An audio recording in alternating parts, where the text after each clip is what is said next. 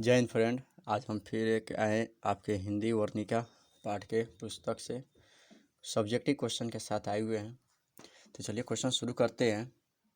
बली अमाल का चरित्र चित्रण करें। जो बली अमाल जो थी उसका चरित्र चित्रण करना है, ठीक है।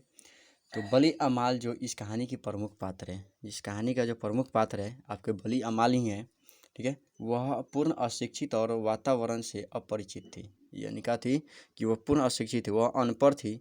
और जो ये वातावरण जो है आधुनिक युग के जो वातावरण जो थे, नई नई जो कह आविष्कारें जो हुई थी, इन सभी से वो अनभिज्ञ थी। इसके बारे में वह नहीं जानती थी। देहाती वातावरण में रहने के कारण मुखर भी नहीं हो पाई थी। यानी क्या, तो वह देहात में रहने के कारण क्या होता है, शहरी जो उसको ज्ञान होना चाहिए वो उनको उसके पास नहीं हो पाया था, ठीक है। वह पुराने देहात की पुराने रीति रिवाज में पली नारी थी। उसे अस्पताल का दौर और दवाओं का गंध की एहसास था। यानी कि वह जो देहात में पली बड़ी थी और देहाती के रीति रिवाजों को जानती थी, इसीलिए उसको जो था कि अस्पताल में क्या हुआ, उसको अच्छा नहीं लग रहा था वहाँ पे। वो उसके बारे में वह नहीं समझ पा रही थी। उसे गांव के अधकचरे झोला छाप वैद्य, डॉक्टरों, ओझाओं और देवी देवताओं पर विश्वास था। यानी क्या था, उसे गांव में सिर्फ जो थे, जो कम जानने वाले जो देहाती झोला छाप जो डॉक्टर थे, उन्हीं पर ज़्यादा विश्वास था। और झाड़ फूक, ओझा, वैद्य पर, देवी देवताओं पर, इन पर ही उसका विश्वास ज़्यादा होता था। वह शहरी वातावरण में अनभिज्ञ, अशिक्षित और डरपोक प्राचीन भारतीय नारी थी। यानी क्या था, वह जो थी शहरी वातावरण को नहीं जानने वाली एक थोड़ा सा कि डरपोक भी थी वो, ठीक है। चलिए अगला क्वेश्चन हम शुरू करते हैं। बड़े डॉक्टरों के आदेश पर के बावजूद पापाती अस्पताल में भर्ती क्यों नहीं हो पाती है। यानी क्या हुआ, बड़े डॉक्टर के आदेश के क्या हुआ, बड़े डॉक्टरों ने भी कहा था कि इसको ले जाकर अस्पताल में भर्ती करिए, शहरों के बड़े अस्पताल में, ताकि इसका इलाज सही हो पाए। देखिए पापाती को जो हुआ था ना, जो बुखार हो गया था, ठीक है, इसी के इलाज के लिए वह शहर आई थी, ठीक है। देखिए बड़े डॉक्टरों ने पापाती को का रोग देखा। उसका परीक्षण एक एक्यूरेट केस ऑफ मिंजाइस्टिक्स कहा है। यानी क्या था कि उसको जो बताया कि इसको मिंजाइस्टिक हो गया है। आपको पूछेगा कि ऑब्जेक्टिव पापाती को क्या हुआ था, उसको क्या होता है, एक मिंजाइस्टिक बीमारी हुआ था, ठीक है। रोगना की माँ अशिक्षित नारी थी। वह न तो अस्पताल की प्रक्रिया जानती थी और ना ही किसी से पूछने की हिम्मत कर सकती थी। यानी क्या था कि वह ना तो अस्पताल के बारे में जानती थी और ना ही किसी से वह पूछने की हिम्मत कर सकती थी।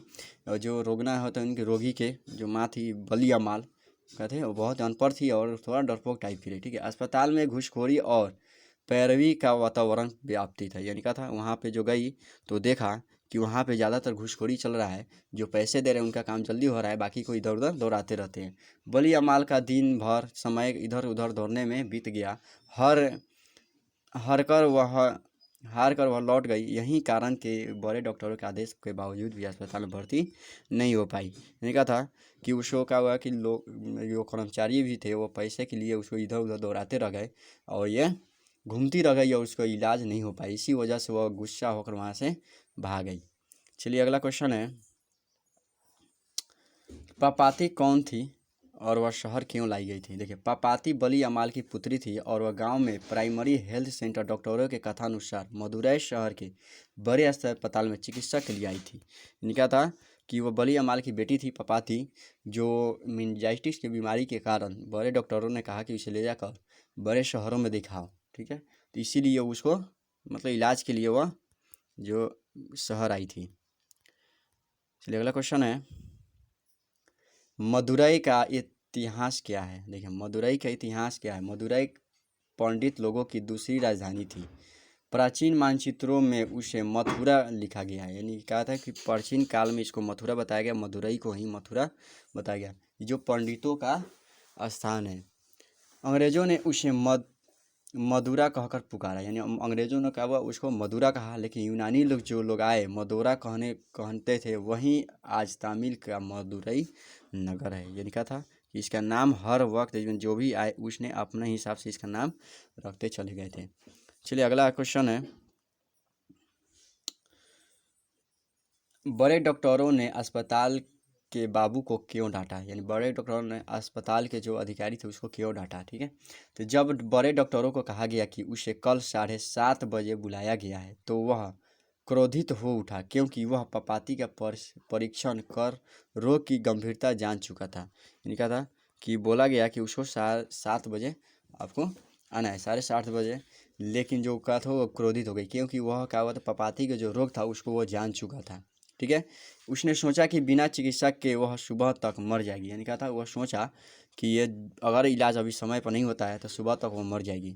अतः अधीनस्थों को डांटा और रोगी को खोजने के लिए कहा। यानी क्या था कि कहा, उसको डांटा और कहा कि उसको खोज के लिए आओ कहीं से भी। ठीक है, चलिए अगला क्वेश्चन है, बड़े डॉक्टरों ने अपने अधीनस्थ डॉक्टरों से पपाती को अस्पताल में भर्ती करा लेने के लिए क्यों कहा। देखिए, जो बड़े डॉक्टरों ने, जो उसके जो अधिकारी जो थे, नर्स, उसको क्यों कहा कि उसको भर्ती करा ही लिया जाए। देखिए, मदुरई अस्पताल के बड़े डॉक्टर ने पपाती की अच्छी तरह परीक्षण करने के बाद एक्यूरेट केस ऑफ मेनिंजाइटिस रोग निर्णय किया।